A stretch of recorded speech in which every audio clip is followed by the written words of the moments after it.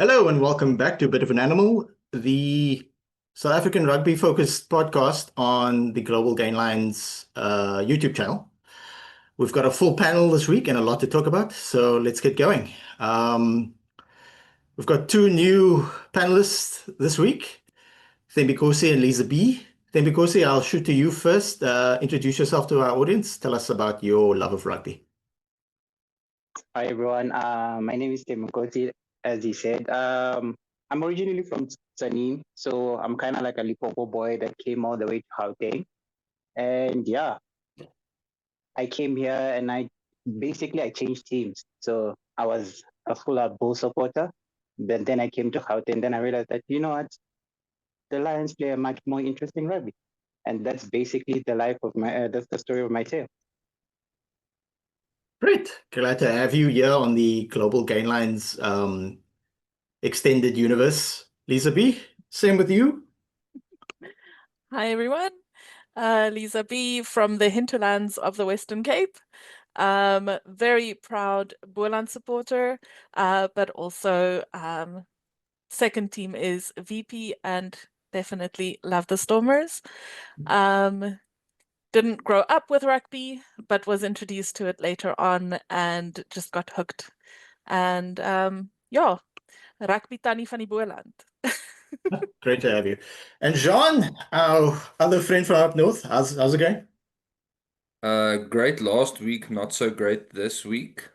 Sponsored by hashtag SAE Link Pumas. But we'll dive into that a bit later. Great. All right. So our first topic this week will be a early preview of the Springbok two test matches against Australia. The first of which will be in Jean and Thembikosi's province of Gauteng.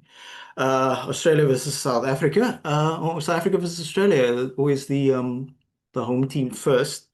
So that kicks off at next week, Saturday, 5:10. Don't miss it. And then shortly afterwards, there will be South Africa versus Australia at Cape Town DHL Cape Town Stadium. So in the province of myself and Lisa B. I won't be attending because tickets are too rich for my blood.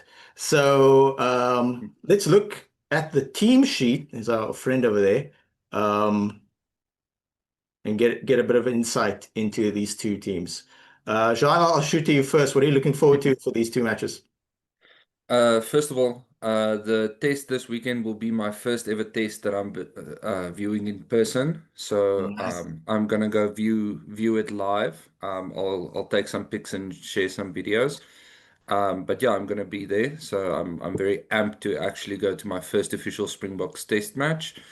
Yeah, looking forward to obviously the teams haven't been announced, but I'm looking forward to what Australia can bring. Obviously, we've seen what they can do on attack, and we've seen how they've gotten better in defense. I'm hoping for a classic matchup of the video you have going right now, where Faf touches a mustache and a guy dies.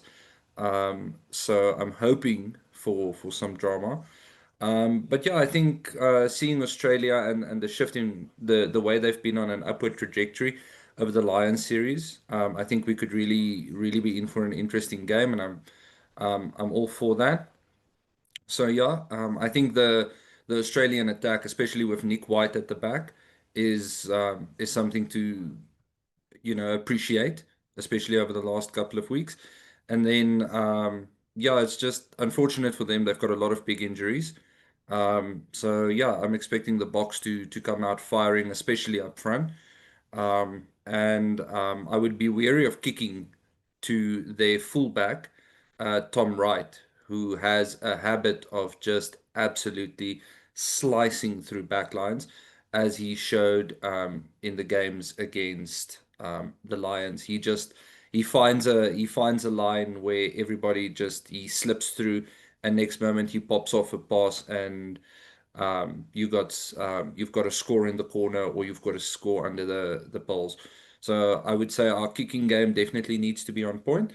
But yeah, other than that, I'm amped. I think Australia is stepping up the physicality, so I think it's going to be a great test. Thembinkosi, your thoughts on these two matches against Australia? I'm actually looking forward to it because it kind of puts the, how can I say this, the Lions into context to see how actually good they were. And I'm kind of looking forward to see how Australia will kind of pitch up for the two matches. I'm kind of concerned that it seems like they kind of have like a 10 problem. I feel like if they had a better 10, they could probably do much more than that. But I'm looking forward to see the two centers. I think they were really doing the most the last three games during the Lions series. And I kind of want to see them get more game time and see how they can actually improve that. Oh, also, Jorgensen, outstanding, outstanding. I want to see him get more game time, along with McDermott. I kind of like Nick White to start, but hey, can we get McDermott in?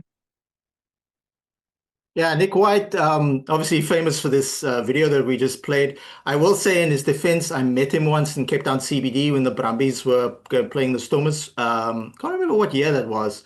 Nice guy, very, very polite. Also, I happened to also meet David Pocock and Robbie Coleman that week. And obviously, yeah, also great Oaks, especially David Pocock, very, very down to earth. Lisa B, your thoughts on these two games against Australia? Yeah, excited like everyone else. For me, I actually had a look at the Aussie squad from last year when we played all our games over there. Or sorry, other way around, but the squad for that first game. And Mhm. what's interesting is that the the forwards are pretty much the same.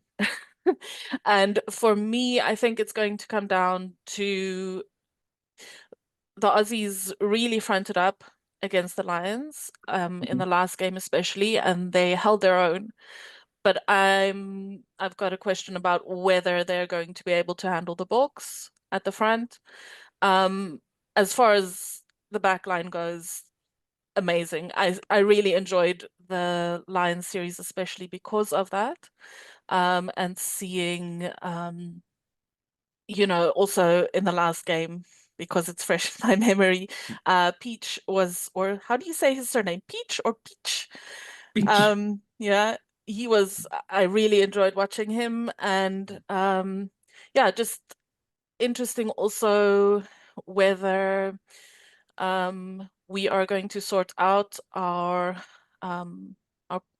breakdown issues and mauling issues, and if the Aussies would be able to kind of employ the same things that Italy did and Georgia did for a while. I don't think they have the strength up front though, but I could be wrong. Okay, good. Jean, do you have any insight into why Magic Man Harry Potter's not in the team? Is he also injured? I think, if I'm not mistaken, I think he's injured. I could be speaking under correction.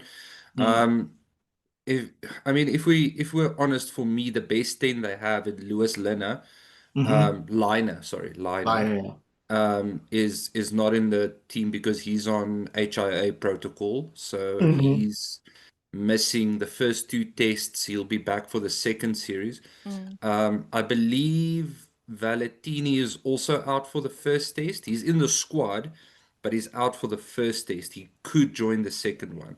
I'll say this because Lisa raised an interesting point, is whether or not they can front up. The Aussies are going to stay in the game. I'll put it at a one or two score difference in favor of the Boks, and it's going to be that close as long as Will Skelton remains on the field. Skelton and Etzebeth will be the two guys determining the go forward of the forward pack.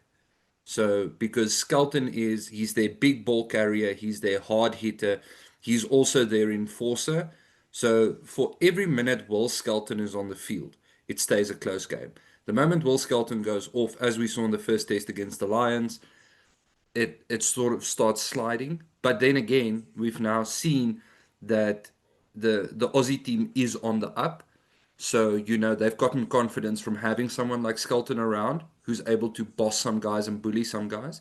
Will that work on the box? We don't know. I mean, Italy definitely shocked us in how ferocious they were at the breakdown. Um, but yeah, I think for me personally, I don't necessarily want Australia to win these two tests, but I am hoping that they do get a shot at the Bledisloe Cup. Yeah, I think it's going to be a competitive game. Um, I think Australia's got a bit more confidence considering they grew into the Lions series. They were shit in the first game, Mm. they were okay in the second game, and they were actually quite good in the third game. Nkosi, are there any South African players in the forwards or the backs that you hope will sort of shine in these two games which effectively are just the appetizer to the two away games that we play against New Zealand in 4 weeks time.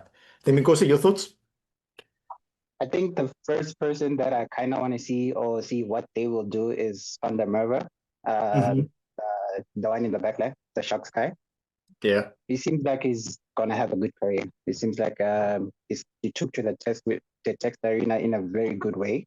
So I'm kind of want to see how that will play out.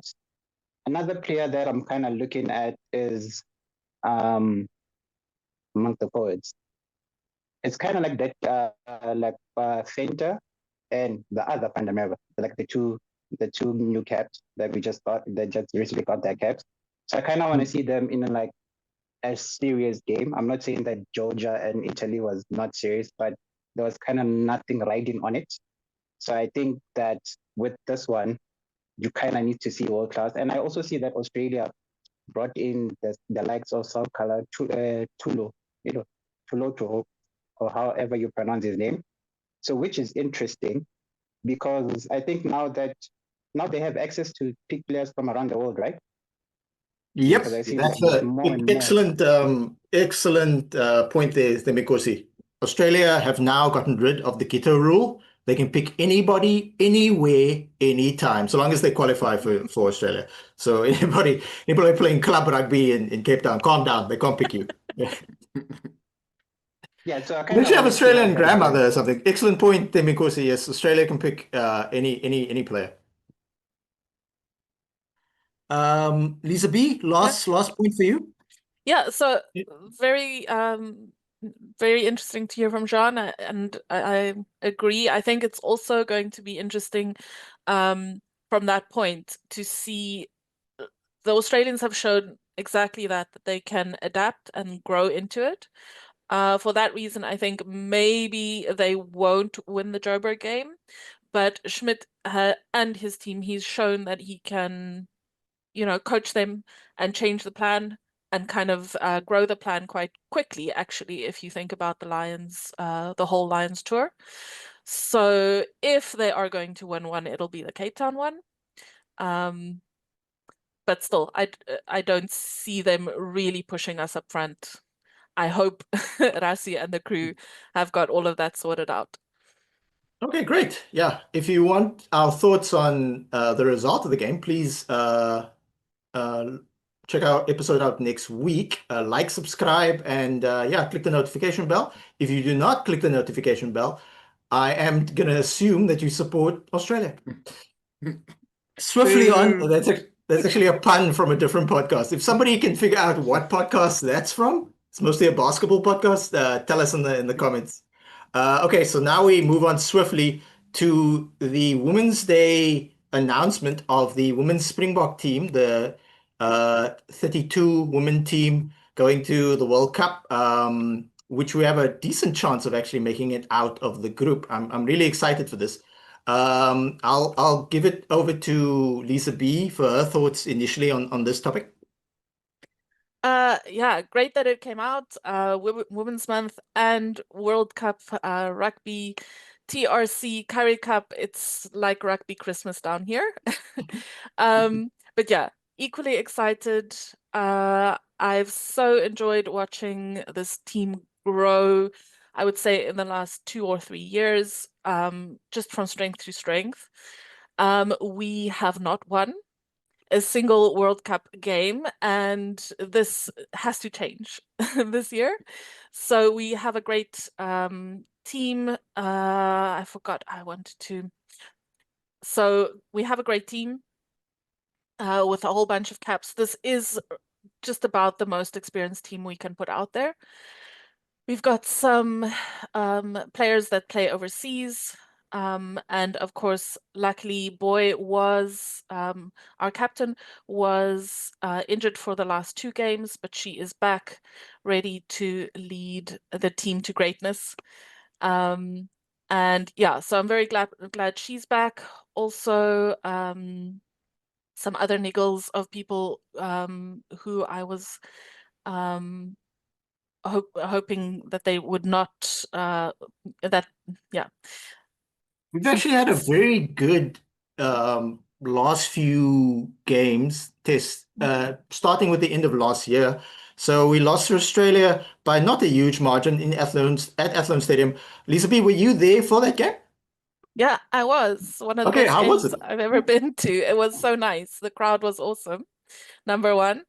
Number two, really great to see yeah, just the whole women's rugby atmosphere growing and people coming out. And we really did put in a good showing that first game.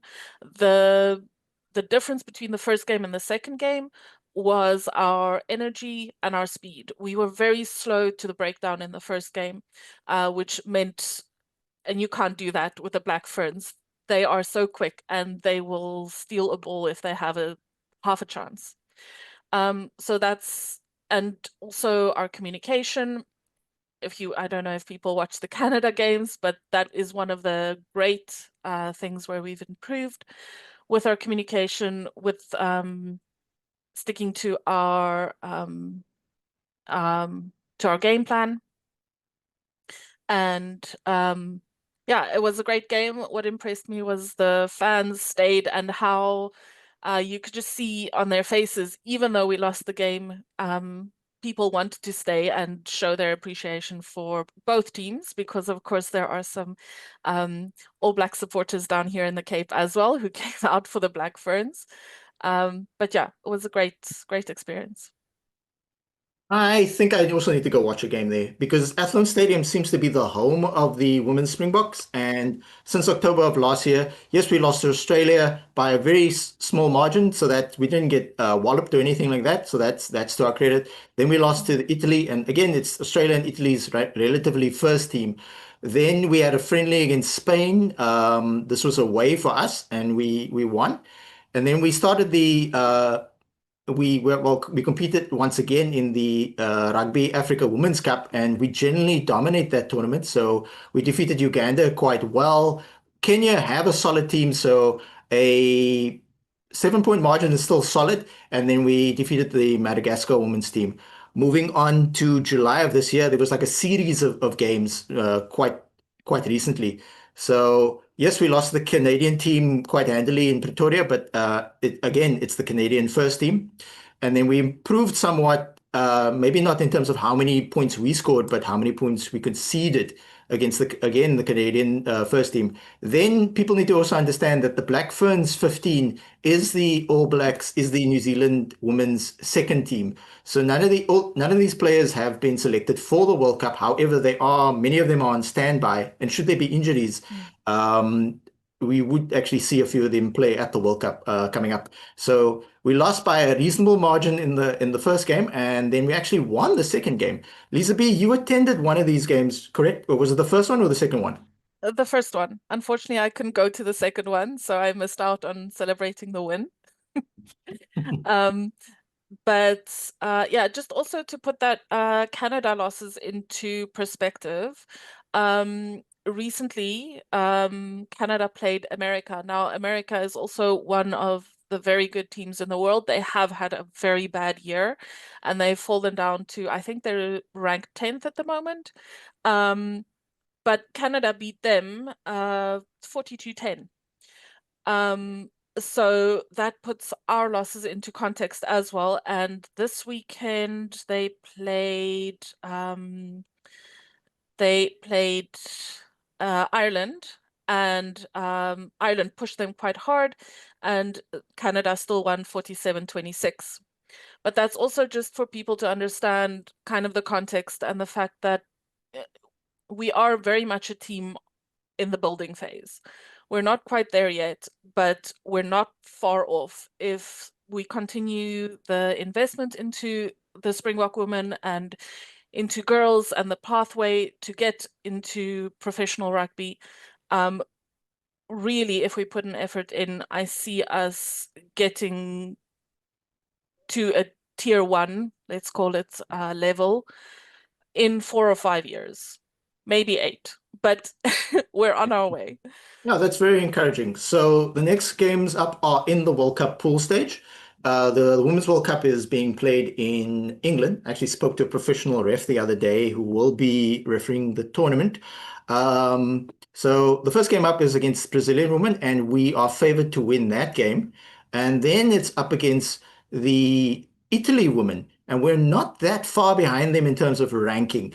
And they've after that we verse a very formidable French women's team. So we're very much underdogs for that team. So in the context of playing 3 games within a group, the reason why pundits are saying we have a chance of making the playoffs is that we might be able to pull off a result in the first 2 games and maybe not lose by such a huge margin, and therefore go through alongside France in the group. And yeah, hoping that actually pans out. Do you concur with that assessment, Lisa B?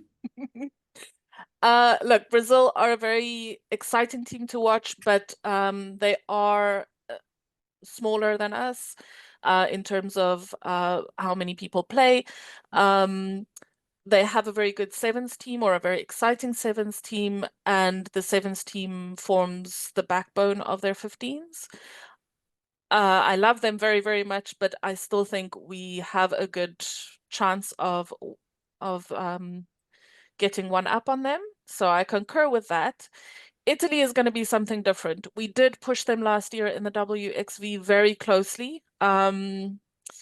And some other stuff happened in that game that might have turned it around to our side. They have, however, Italy have improved this year quite a lot. Their attack is very dangerous.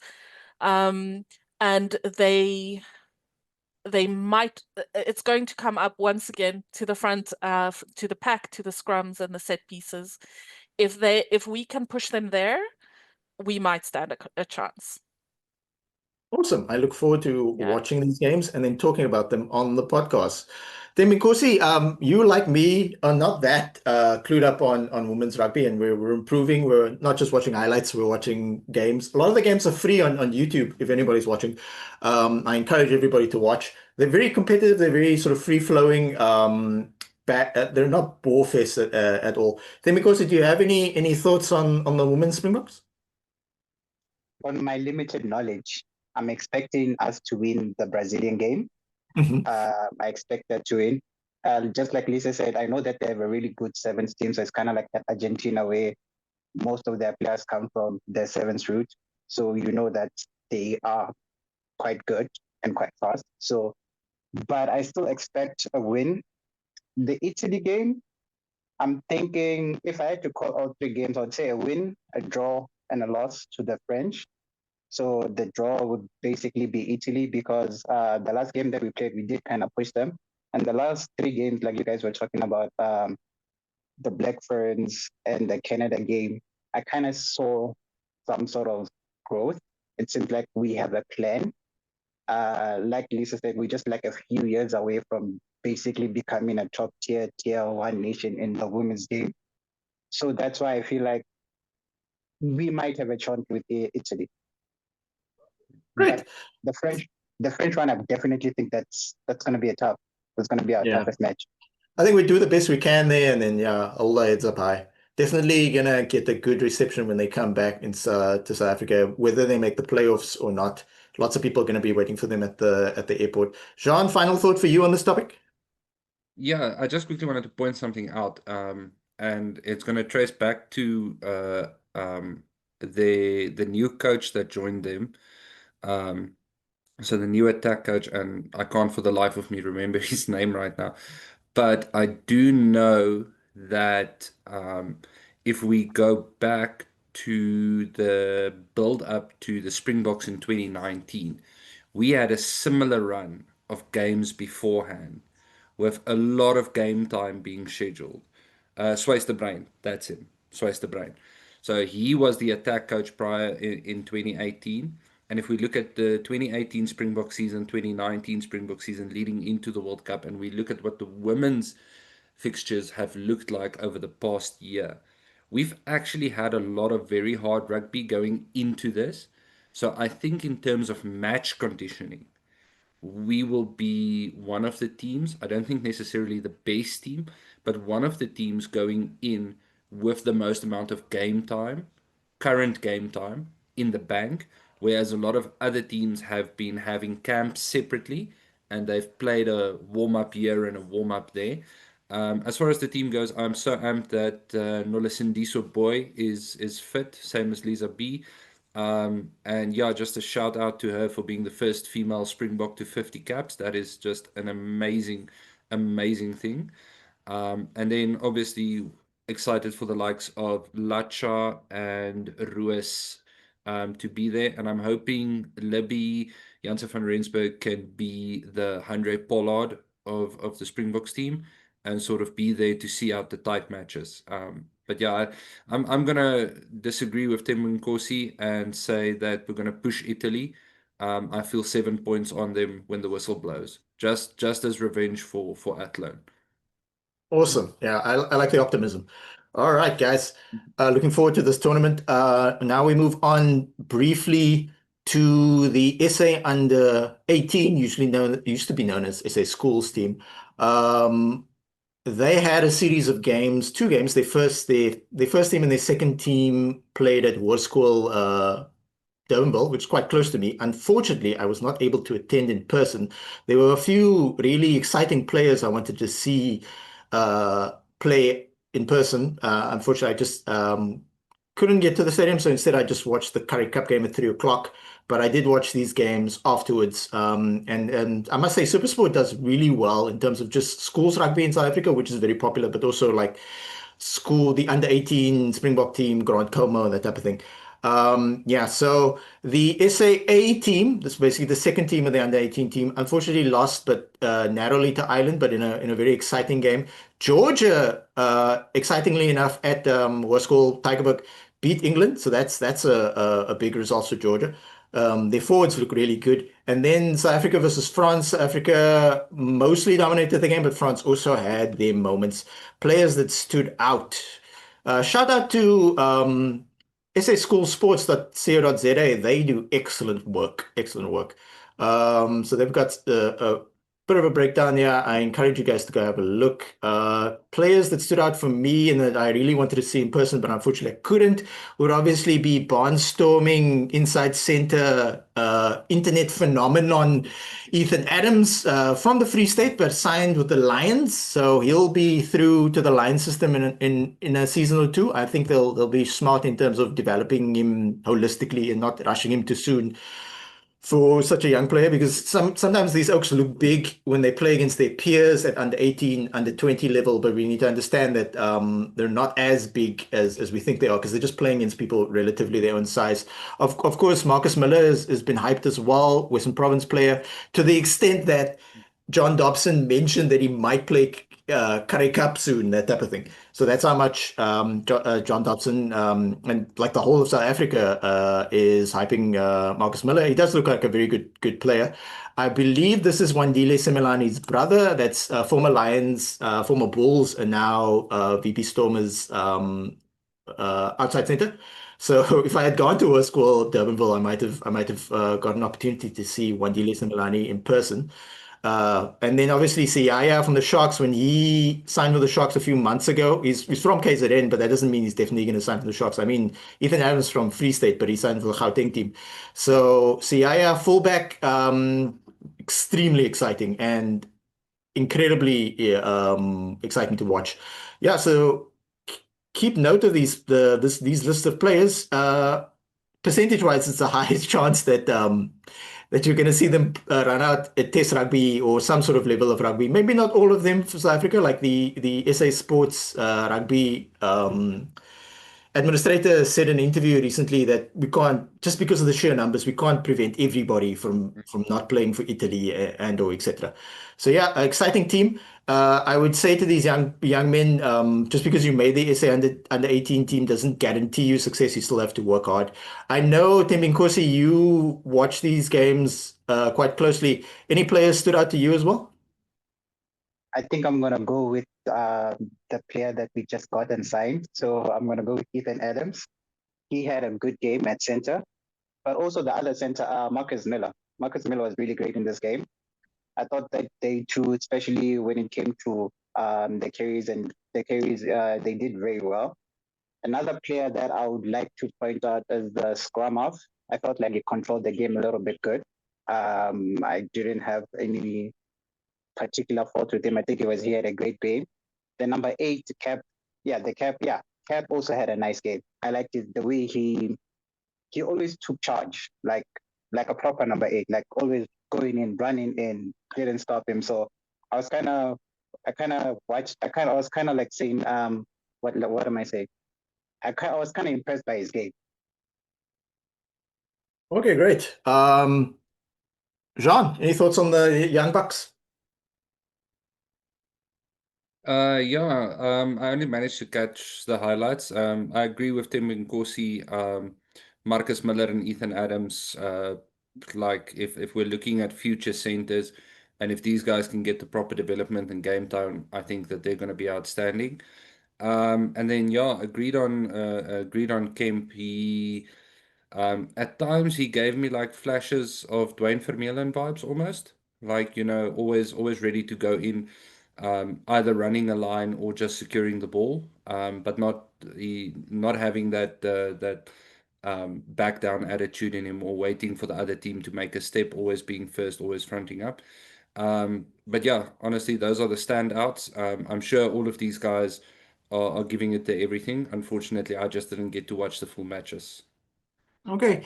Lisa B, you also reside in Western Cape, and I obviously couldn't attend because I had to work from home, even though I was hoping to go. In fact, shout out to Jan de Koning, the editor of Rugby 365. I shot him a message on Thursday evening asking him about the ticket system there.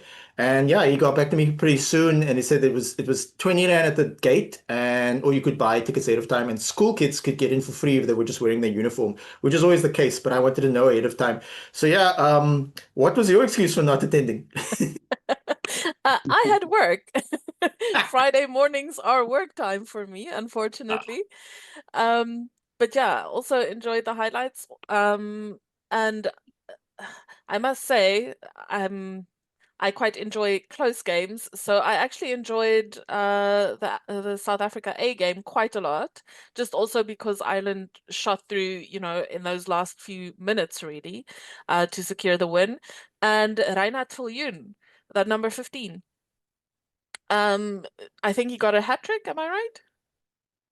I believe so, yes. Yeah, I was really impressed with him. He's not very tall, but he just his attack was really fun to watch. And then also the number 11, Kepe, great little run down the sideline there for the first try. Yeah, lots of Southwestern District players, which is encouraging. So that's the George area. And obviously, if they're really good, they probably will get pulled into the Western Province system because that's the same province. I also noticed that whenever there's a really good flanker coming out of KZN, his name is Ndlovu, and he obviously plays for the Sharks. So this is the fourth one. So maybe they're all related. Yeah, but I was also very impressed by Ndlovu. I hope. In fact, there's an Glover now that's signed with the Lions, but he came through the Shark system. All right, guys, that concludes our look into the future Springboks setup. We're gonna move swiftly now on to Currie Cup results. Because we missed out on round two, we're gonna swiftly go through these, not spend too much time on them. Cheetahs Pumas in at the Toyota Stadium in Bloemfontein. Myself and Jean if you go back and watch episode 2 of Bit of an Animal, like and subscribe. We didn't give the Cheetahs much of a chance. We didn't think they were going to win because the Pumas look really good, and the Cheetahs went to Wellington in round 1 and lost to Poland. But the Cheetahs, to their credit, came back with a bit of a different attitude and changed up their team a little bit. They did bring Swanepoel in at Tiaan Swanepoel, who was briefly at the Sharks last season in the Currie Cup, former Lion as well. Andre Nel, who in the first game against Boland and Wellington didn't get off the bench at all, started this game and scored 4 tries, so maybe he should have started. Yeah, we're gonna go to Jean first on this one. Yeah, I think the Cheetahs just came out with some clear intent in this one. And I think if you do to the Pumas what and we'll probably discuss this when we get to the next round's results, what they did to the Bulls, and you just starve them of that fresh front foot ball and being able to receive the ball of kickoff, you're putting them in a massive box because while they're good on defense, their attack is where they win the games. So if you starve the attack, you starve them of any platform. But yeah, definitely the Cheetahs came out with a lot of clear intent. And yeah, definitely number 9, he just put his stamp on the game as a what's it, Yandre, just putting his stamp on the game, having an absolute stormer, finding a lot of holes, sniping around the ruck. Really great game. Awesome. In to the Pumas' credit, though, they did score a few tries. They were in the game for the most part. The Cheetahs sort of pulled away towards the end. I will say Danik Versace managed the game well. Soon to be recently signed for the Sharks, Ras Brody. So I'm obviously biased. He played well. Two tries again from him. He's playing well even in losing efforts. Kwanda de Maza, I'm always a big fan of him. I literally watched him debut alongside Apelele Fassi. So yeah, I always have always biased towards him. And then the player that we highlighted as player to watch, Sango Amlashe, again scoring a try. So it wasn't a full-on trouncing by the Cheetahs, but well done to them for actually getting a result against a sort of more structured Pumas team. We'll go to Lisa B on this result. Do you have any thoughts? Yeah, I was with you guys. I did not think the Cheetahs would win the Pumas. Very, very impressed. There must be something in the air in Bloemfontein.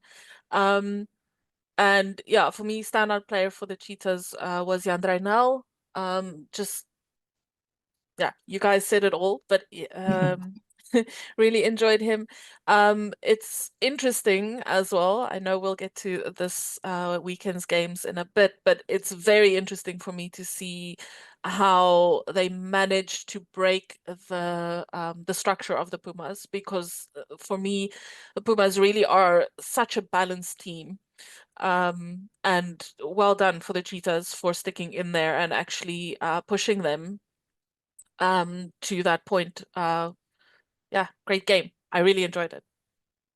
Excellent. Demikosi, thoughts on the cat fight? I actually quite enjoyed it, especially coming back from the Cheetahs loss in Boland. I think this is just going to be a thing where Boland beats Cheetahs, because it seems like it has to happen in the SA Cup. So I feel like that's going to be a thing. Seems like there's a lot of rivalry brewing there. But going back to this game, I feel like the Cheetahs actually won the territorial game. I think Pasafi did well to kick, but I think it Swanepoel was the 15 and the 10. I'm not sure who what 10 was, but I feel like they won the kicking game, making sure that the Pumas were always under pressure, and every mistake that they get, now capitalized. Awesome. So now we move swiftly on to Tembinkosi's Lions team, pulling out a mostly URC team against Western Province, Lisa B's team, who thought it a good idea to put out the under 23 plus some club rugby players and not many fringe not many fringe URC players. So Temikosi, we always go with the guy whose team, most of the time we go with the guy whose team wins first. So what are your thoughts on your team absolutely nuking Western Province? It was a great day. It was a great day. I think if it happens in the URC also like this, I would be happy. But no, they played quite well. They played quite well. And I think it's going to come to, I'm also going to say this when it comes to this week's games. I've noticed that from the under 20 to the Currie Cup, there's like a gap between those two. And you can kind of see the players that the younger players seem like they have the physical intent, but they can't just enjoy it the whole match. And I think that kind of is the story of this game. Yeah, a couple of good performances. WJ Steenkamp, he came over from the Bulls. He played quite well. Renzo Du Plessis put in a shift. Darian Landsberg is like, he's just too good for this level. You can see when guys have been exposed to higher levels of rugby, it almost becomes too easy when you play at a certain level. They almost enjoy themselves. I see this a lot with Siya Kolisi. When you see Siya Kolisi play a regular season URC game against Zebre Palmer in for the Sharks in Durban, he's almost having too much fun out there. It's they're trying new things and stuff. So yeah, shout outs to Dobela.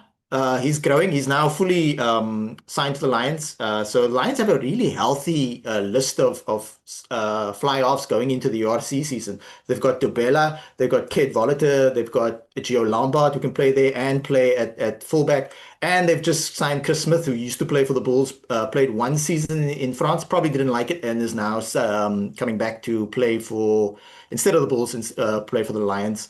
Jean, your thoughts on this game? Yeah, sorry for the VPA. Look, I think someone that played a very big role in the Sharks was their hooker, starting hooker Fasagi. And I think he's sort of a talismanic guy for the Lions. He I don't want to say leads from the front because he's not necessarily the guy doing everything, but he's got a very big and calming presence. But also at the same time, he's got intent and physicality about him. He's got that controlled aggression. Like he knows when to turn it on, when to go to 150, and when to keep it at 90. So I think he's as far as a URC Lions team and in this case the Currie Cup Lions team, I think that's the sort of player that makes the difference up front. And I think where Western Province suffered is if we take a look at their front row, for example, the guy with the most experience was Skaran Tubeni, legend of the game, but he's getting on in his years. So you've got a guy who's in his prime, who's very physical, who's running it as hard as possible, versus a guy who is a couple of years older, bit slower, comes from a different generation of rugby. So yeah, I think those things made the difference. Where I felt Western Province could have capitalized more is perhaps playing a better kicking game. I feel if you're gonna be at Ellis Park, use the altitude to your advantage. Instead, there was a lot of attacking from deep, which is very admirable. I know that's what the Cape is known for. But you've got the altitude to help you gain a extra 5-10 meters on a kick. So rather, try and pin the Lions back. Don't give them a platform. Um, but it's an interesting discussion, and I'm just going to derail for a moment on a thought. Yeah, I actually spoke to someone over the weekend, and the thought we had was we sort of thinking to ourselves that we're wondering if Western Province and the Sharks aren't approaching the Currie Cup this year in the same way to say we're going to put the youngsters in, we're going to give them the basics and let them experience it for the first year. So the intent might not be there to necessarily win or finish top three. The intent is there, get experience, get comfortable, know what the physicality is, know what it's like, because next year you're the starter and you're the backup for URC. So I wonder if this isn't a 2-year plan, but that's just a thought and a discussion I had over the weekend. And I thought maybe there's some merit to it, maybe not. Yeah, Dobson and Neil Powell, Dobson for Western Province and then Neil Powell for the Sharks. as well as JP Peterson, the head coach of the Sharks Currie Cup, came out with similar sentiments. They were basically saying, we have a reality of financial restrictions. We can't spend that much. So both teams are somewhat top heavy with like senior Springboks, for example, in terms of Western Province, they've got Damian Willemse. They used to have Spicy Plum. What's his name that just retired? The ginger.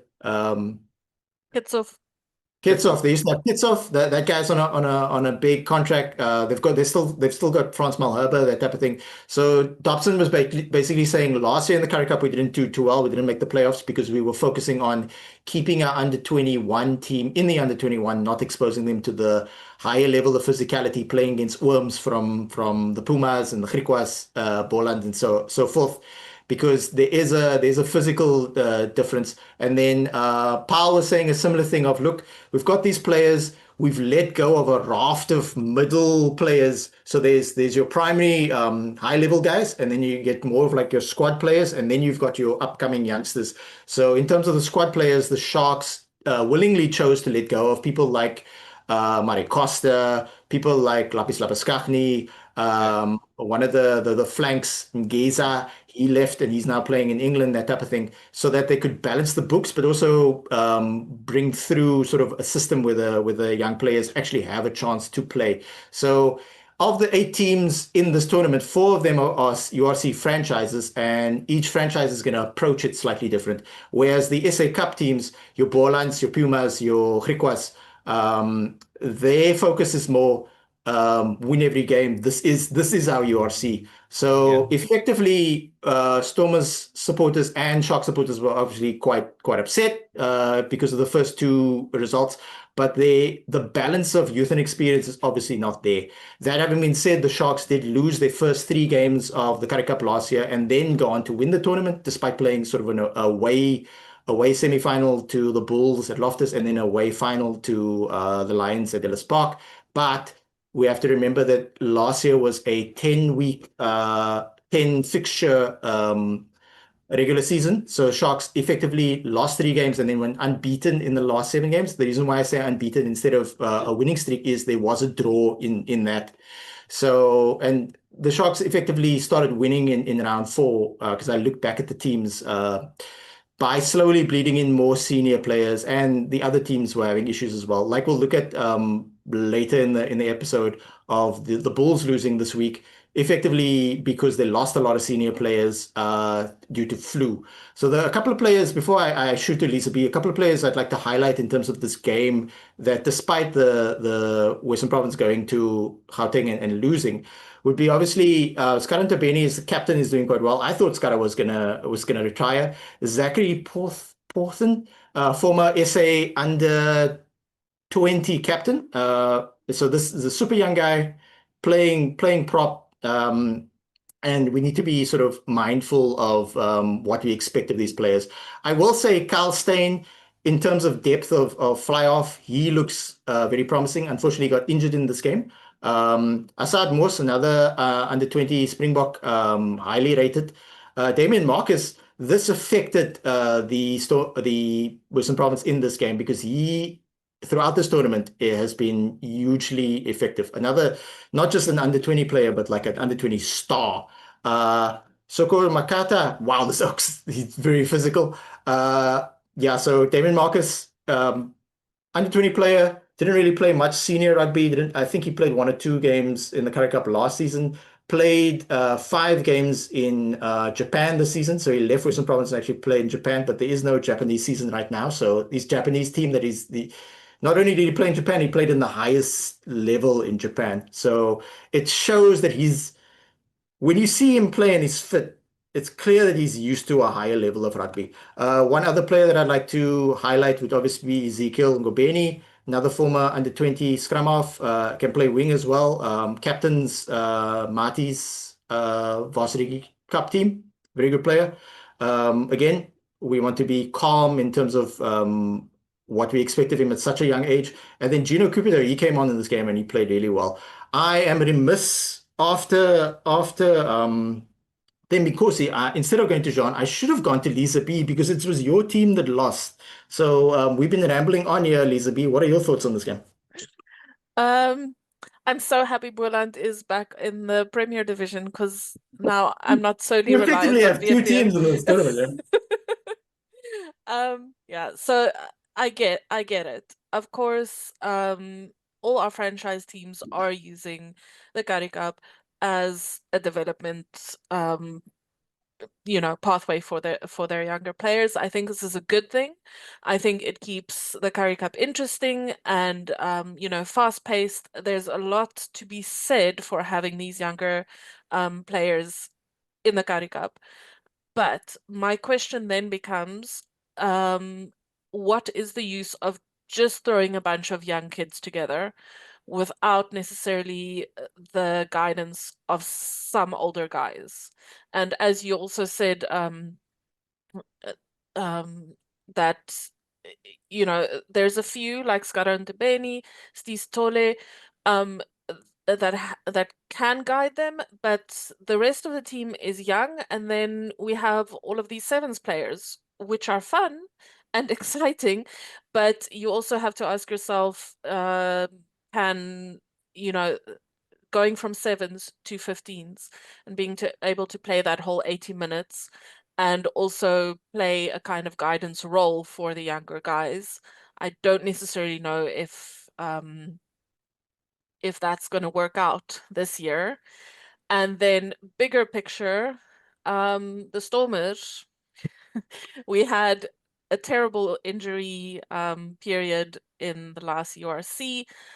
I am kind of worried about Frans Malherbe. I don't know if he's going to come back. And then of course Dion Fourie is also out. So just in terms of the forwards, if Frans Malherbe doesn't come back, we've lost Kitsov. The depth at the Stormers is a big worry for me, and I don't necessarily think it's being addressed in the Currie Cup. Just in terms of guiding younger players and getting them ready to take the step up. Yeah, so sorry, Lisa, I just want to Yeah. say something interesting that in my tinfoil hat theory about throwing the youngsters. One thing that came into my mind was the fact that as of this season, our URC franchises are going to be receiving a lot more money, and we're not going to be responsible for the travel anymore. So I think financially speaking, in terms of squads, the Stormers and the Sharks might not be onto a bad idea to say, let's put the youngsters into the Currie Cup, right? Because the Currie Cup is great, but it's not a bread and butter. So we're sorting out who we want to keep and who we want to let go, because end of this year we've got another bunch of talent coming through, guys we need to sign. So, I'm sort of thinking to myself, are they taking a very long-term approach to squad building and saying that because finances will probably go up over the next couple of years, then we can get guys, and especially if they're pony players, because the moment a player is earmarked as a player of national interest, SARU contributes to their salary, which reduces the load on the club. It doesn't mean that the salary cap gets shifted. It simply means that the club has extra finances for guys playing in the Currie Cup, for guys playing in Premier Division and such. So, or for loan players. And then just on Frans Malherbe, I believe he confirmed on another podcast that he's not going to be playing this year. They're taking a very conservative approach because it's a lower back injury. He made a joke about having to do Pilates. So I'm hoping that we get a video of that at some point, because I think that would be incredibly entertaining. But please, Frans, don't find me and throw me off a rooftop. I'm actually a very big fan. So please don't throw me off a rooftop. All right, Frans, be nicer, Jean. Yeah, so that means because Frans Malherbe plays tight head prop, that means Netling for Share is going to step up. You guys both brought up some interesting points. I was always concerned about the Sharks' depth in certain positions, especially beginning of last season, where I thought we were thin in terms of fullback. But an idea that sort of has developed within the system of our new rugby landscape is the fact that you can go into a season, especially a URC EPCR season, being slightly understaffed in certain positions because you can still get players on loan. So the Sharks loaned a bunch of players this season, in fact, they even had Skaran Tobeni in as backup when we had a hooker injury crisis. We've also got Dejan Slobert from the Pumas, who had initially been on loan at the Bulls. And then what was also interesting is that you assume that the URC franchises are only going to loan players from non-URC franchises, so the other 10 unions within the South African landscape, maybe slightly better run unions such as the Pumas, etc. However, the Sharks were able to get the fullback from the Bulls, and he played a couple of games for us, 2 games. First game okay, second game then he tore his hamstring. So you can actually get players from other URC franchises, but they have to agree to let you go. A lot of URC teams also have sort of agreements and understandings with. I know the Sharks over the years had an understanding with Pumas, and now that's been renewed. The with the Stormers have an understanding with Griquas. So that type of understanding is known as right of first refusal. So if a Griquas player gets tapped up by the Sharks, the Griquas then have to inform the Stormers and say, hey, the Sharks would like this player, but would you like him, or are you okay with him going to the Sharks? And then the Griquas get a bit of money if the player is loaned either to the Sharks and or the Stormers, because depending on when the player is loaned to a URC franchise, the Griquas might have needed that player for the SA Cup, but obviously URC takes precedent. So yeah, I also used to be quite concerned about depth, but sometimes these teams sort of like keep an eye on other players outside of their system and think, okay, I could always step up that player. All right. Then Nkosi, any last thoughts on this game? I actually had a question for you guys. Okay, good. Especially now that you brought up the whole loan thing. I was asking myself the same question. It seems like the top 4 franchises get a lot of players, especially younger players. I was wondering, why isn't there a better system to get them? I don't know, to loan them out to, what is this, SA Cup, so they can at least have that experience, and maybe if they perform very well, you can bring them back for your Currie Cup squad. So I'm not sure why someone hasn't thought of that, or maybe done some sort of deal that allows that to happen. Yeah, you bring up a good point. That is something that's been debated quite a bit on Reddit. There's no formal structure for that, but SARU really needs to look into that. So people bring this up quite often in terms of like to try and prevent a promising young player who maybe did or didn't play for the SA Under-20 team, because we have so many promising young players, only so many can play for the SA Under-20 team. You don't want that player to sort of wallow in obscurity as the 4th choice scrum half someplace, that type of thing. Yeah, so there's no direct solution to that, but I know Lisa B has an opinion on it as well, so I'll shoot to her. Yeah, I've also wondered about this a lot. Also, in the context of the Western Cape, we have 3 unions. We have SVD, VP, and Boland. Boland is on the ups. SVD has their own troubles, but I would love to see the smaller unions having a pathway to play for the franchises. I know it's difficult. There's politics and there's finances and all of these things. But imagine if a player, a younger or a fringe player, could play for Boland in the Currie Cup and the SA Cup and still have a pathway to get to the Stormers. It would mean that Stormers VP wouldn't have to pay for them to play in the lower levels. And it would give give that star quality to the other unions in the Currie Cup and the SA Cup to see a Stormers player coming back to Boland and playing Currie Cup or SA Cup. I think, it can only be good, but of course there are a lot of obstacles to get over to get to a situation like that. Okay, great question from Thembi Nkosi. I think we'll discuss this a little on a different podcast later in the season when we have a bit more time, because we have to swiftly move on. We've got 2 rounds of games to quickly brush over. Next game, Jean's team. Speaking of sending out the youngsters, Jean's Bulls team had so much depth at the beginning of last season. I was like, what the heck? And then all these guys who didn't play much, and I've looked at their all rugby stats about how many URC EPCR games they've played. And on top of it, then the Bulls went and got Jandre Rudolph from the Cheetahs. So that seems unfair. Zach Berger played 13 games across the regular season, quote unquote. Jaco van der Walt, veteran, I thought he was way older. He's actually only 31. From the heyday of the Lions, winning, getting to 3 Super Rugby finals. Doing well. I'm super happy for Peter Chamberlain. I don't care what people say. A lot of current Shark supporters are like, they don't seem overly happy at his success. The fact that the Bulls can run out Apiwe Giante, Springbok. So how many Springboks did they have? Mervyn Ori came back from France. He played well, playing dominantly.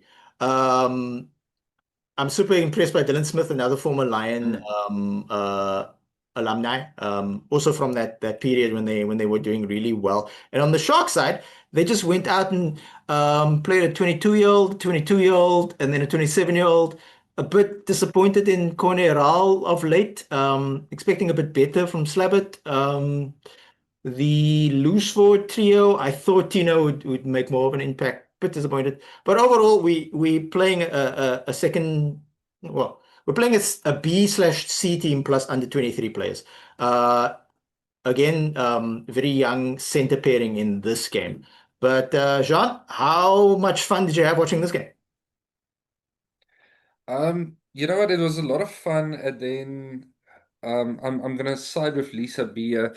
I think the greatest rugby match I've ever watched, the top three would be the semi-final against Wales in 2019, where we won by 1 point, and Mhm. then the quarterfinals against France, taking first place, winning by 1 point.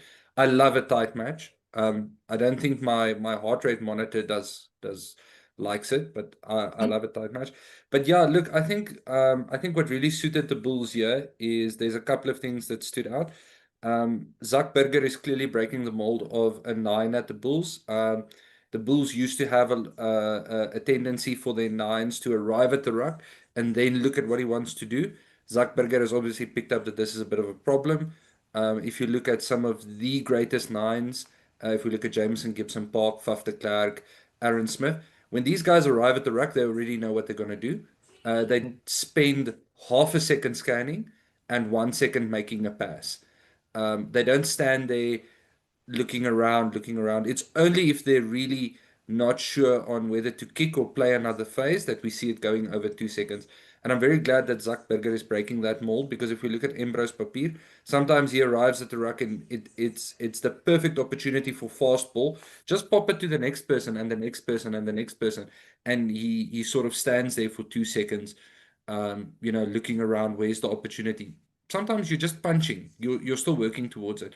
Absolutely pumped for Buta Chamberlain getting to use that big boot of his to send it over. And then, yeah, Jandre Rudolph and Stravino Jacobs, who we marked as a player to watch in our first episode. Stravino Jacobs really, I thought he did a lot of off the ball work and being around the park and presenting himself well. And I'm glad to see Jantjie back. I think it's going to be a big climb for him after spending some time in the wilderness, copying a ban. But I really do hope he's on the straight and narrow now. He had some intense speed back in the day, and I'm hoping we can get that version of him back. Yeah, in fairness to Apiwe, after the 4-year ban for testing positive for steroids, he did play 1 season at the Sharks, and I was quite sad to see him go. But he's another example of sort of a middle innings sort of not our best player, but very much a squad player that we unfortunately let go to sort of balance the books. I will also say, Yeah. well done to JJ Theron, another under 20 World Cup winner. He scored right at the end in the corner, and he bumped off 2 of his under 20 teammates. He basically just brushed off Everson and LB Bester like they weren't there. So good for him. Okay, we got a lot of games to go through, so we're gonna go through swiftly. He just The doesn't want to speak about this one. Exactly. I just want to forget about it. Neil Powell. I'm gonna find you, bro. Griquas played their first game in Kimberley. Very great crowd, Sunday afternoon. This was last Sunday. We're recording this, by the way, on Sunday, the 10th of August. Griquas, yeah, they lost. Get their first win. After losing to the Pumas in Mbombela. Bit of a back and forth. Not exactly all their way. Again, Borland, Lisa B's team doing excellent, punching above their weight. Yeah, I'm gonna shoot this to Lisa B because she supports Borland. So even though they lost, she gets first dibs on this one. Yeah, what a great game. Number one, it's my favorite matchup is Boerland and Griquas just because the playing style is so similar. You know, that backline, if you can get it firing and just great running rugby. Unfortunately, from Boerland, defense was a bit optional. We didn't do so well on that score. Our scrums were terrible. Griqua basically pushed us off that sandpit that they like to call the pitch. And all credit to them. They really, really pulled it through at the end. For me, standout, of course, Donovan Don. Just fantastic. I mean, basically, if we can get the ball to Donovan Don, and you know, you're not going to go wrong. I've also been very impressed with Nyele at number 12. They're he's really great on the attack as well. Like I said, wasn't a great defensive game, and our scrum really, really was terrible. I've lost count of how many scrum penalties we got. But just as with the Cheetahs game the week before, our bench saved us a little bit, but it just wasn't enough. And Griquas, uh, yeah, like I said, they just bossed us around in the end, and all credit to them. Yeah, Gershon Weir, loved him. Also this week that we'll talk about a little bit later on, but I've really enjoyed him on the sidelines, causing all sorts of chaos. Congratulations, Griquas, you deserve it. Yeah, I think they did really well. I think they stepped up from last the week before. They actually played quite well against the Pumas. They just had their moments, and yeah, congrats to their captain Glamini. Request lots of Gustavs in their team. Caleb Abrams, he got a yellow card the week before, but he atoned and played quite well. They're just a different opposition at home. Gershon Weir or Magic Weir. Another excellent. Yes, he got a yellow card last week, but that was a bit of a mistake. We all make mistakes, but yeah, we highlighted him as a player to watch. Suelen Daba, wow, former Western Province player. He's really good. We're discussing this like on the Sharks Reddit. We're discussing like what about backup players within in the team? If any URC franchise, South African franchise, or foreign franchise needs an inside center, give Zwillen Daba a call. You won't be disappointed. You can get it done. Connor Murray had a solid game. On this YouTube channel, the Global Gayline channel, there is a Irish podcast. It's called the Interpro Show. It's hosted by Kaylin Scully, Adam Latham, and on the panelists, Adam Latham and Irish Ben. And if they do not interview Connor Mahoney, I will be very disappointed. So yeah, I'll shoot them a text in the WhatsApp group, and yeah, I'm gonna ask them to do that. Connor Off did okay when he came off the bench. Okay,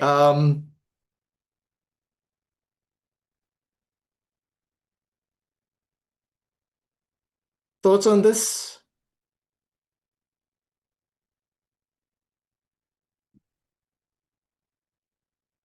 We're gonna move on. I thought you said something I couldn't hear. Timikosi, sorry, my mic's a bit hectic. Your thoughts on this game?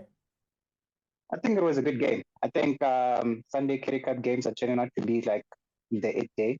seems like if you want to watch a very entertaining game, just wait for Sunday afternoon. And funny enough, it seems like it all involves Boland. So I'm gonna say that Boland seems like they have Sunday nailed down. Seems like Sunday is their day. Yeah, it's And given weird. Mark is All three ball line games in the first three rounds have been Sunday afternoon. So I don't know if they made arrangements like that, but they have played well, even though they lost the middle game. So yeah, you're completely correct. All three Sunday afternoons, and it speaks to the fact that despite the fact that the prestige of the Currie Cup isn't what it used to be, because it used to be the main tournament for South African teams, and then it got overtaken by Super Rugby, and now URC, EPCR tournaments, Champions Cup and Challenge Cup are the primary tournaments. I still personally find Currie Cup to be extremely entertaining. Lisa B, you have some thoughts? Yeah, just in terms of the Sunday games for Boerland, as I understand it, I might be wrong, but the teams actually were able to kind of say what they would prefer. And Boerland were, I think, initially not so happy with the Sunday slot, because if you know the Boerland, the only thing bigger than rugby is Sunday church. But they're rolling with it, and I think it's a great time slot. What are people doing 3 o'clock on a Sunday afternoon? Not a lot.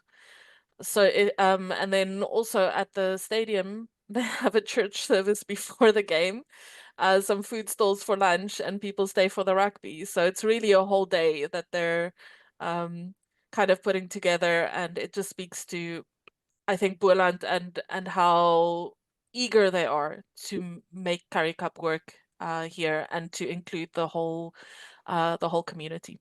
So Yeah, the atmosphere seems quite good. And myself and you both, I reside in the city of Cape Town. You're also in Western Province. So what do you say we go watch a Boerland game? I really want to go watch the Bulls. I haven't been there yet, so Yeah. I need to make a plan. Oh, is that on the list of fixtures that the Bulls are coming down here to Boerland? Yeah. Next week. Oh, that's fantastic. So yeah, we will discuss offline and hopefully we can make it happen. I have not gone to watch a Currie Cup game in person because I've had social commitments, but yeah. Now we move swiftly on to Griquas, who played Boland on the Sunday and had a short turnaround, and then came up against our friends from the Western Province under 20 team, who played a little better, but for the most part, Griquas were dominating. Um, yeah, let's look at the makeup of this game, especially in terms of the teams. I was able to watch this game live on television, so I'm pretty much thinking Griquas actually had a slightly better game than they did against Boland. This game, of course, also in Kimberley, where Griquas play. Not super well attended because it's a Friday game as opposed to a Sunday game. But yeah, let me focus on Griquas first, considering they actually won. Mpofu played the whole game, got champion of the match, well deserved. Whitehead controlled the game for the most part, no silly mistakes. Gershon Ware, not only a try, but also a try-saving tackle. Excellent. Check those highlights out on YouTube. Connor Mahoney, another solid game. Off the bench, Leon Lyons, solid game. Former Sharks prop, IG Prinsloo, solid game. Let me think. Backline players. Zijn Beste had a sort of opportunistic try. Lisa B, captain, Dlamini, solid game. Didn't play the whole game, but you don't need your captain to play the whole game. Lisa B, your team lost in this game, and they put out the youngsters again with a smattering of senior players here and there. As you can see, Nell Lowe looks good at this level and Currie Cup level. Why? Because he's got a lot of URC caps. Rudy Mathy, basically the backup scrum fly off. You can see the difference between Rudy Mathy and Carl Smith. Carl Smith, very young, promising fly off. Rudy Mathy, another under 20 alumni, Bok under 20 alumni. You can see he's played a lot of URC games because he looked incredibly comfortable. Unfortunately, this game was tight at the beginning, and then Griquas pulled away. So what are your thoughts, Lisa B? Yeah, no, it's same as last week, really. Like you said, Yuri Mattia, great to see him. You would have wanted him to, or the team to maybe rally around him a little bit more, because of his experience. And also, yeah, I'm sorry that we didn't really see Tristan Lates and Shilton van Wyk, get to do their sevens thing, because yeah, the ball was just all Griquas. So no notes really. Okay, great. So Damien Marcus played the whole game. Still looked really good. So yeah, that is a talented player. Then we move on to, so this was this Friday, round three. This weekend. Then we move on to the Bulls hosting the Pumas, and the Bulls. This game I watched, and it was tight at the start. However, the Pumas scored, Bulls scored, and then the Pumas pulled away. And why did that happen? Because the Bulls had a relatively senior team in the first two rounds of the Currie Cup. However, when I saw their team sheet and they put their team sheet out quite late, I thought that, oh, maybe they were playing sort of the more senior guys or on the fringes of the URC team, and then for the first two rounds, and then they decided to play more youngsters than they did in the first two rounds in this game. But in fact, the Bulls squad has been ravaged by the flu, and therefore they had a relatively solid, maybe not as good starting team, but their bench was very vulnerable. Maybe just young. Let's just say young, except for Lizo Kopoka, who has test caps but is a shadow of his former self, unfortunately. The rest of the team is incredibly young, and except for Chris Smith as well. Chris Smith initially was on the team sheet to start, but then he came off the bench. I think that's because his flu symptoms didn't quite clear up. So the Bulls went with they still started with a very strong lock pairing. Thoron got a start. Instead of at lock, he played at blindside. Juniper Kamela, excellent player, formerly of Stormers. When Juniper Kamela and Naba left the Stormers, John Dobson said, we actually don't want them to leave, but our financial restrictions are that of we can't sort of keep everybody. Therefore, Namak Naba got a contract immediately for the Bulls because he's a fantastic player. And Juniper Kamela actually didn't get a contract from the Bulls. And instead of signing with a different union, he actually decided to take up a job as a coach, junior coach at the Bulls, probably with the idea that he would play Currie Cup. And that's actually what panned out. Jean-Andre Rudolph also had a solid game, but not as good as the previous week. So maybe he was also feeling the effects of the flu as well. Pumas, on the other hand, they're the team that won. So let me give them a shout out. Ross Brody, excellent game again. I think he got man of the match again. Danrik Versace, solid performance. Any other standouts? Oh, Vlees Engelbrecht, excellent game for him again. Off the bench, there were some guys who looked quite good. Yeah, Fouché, Thinnison had a solid game.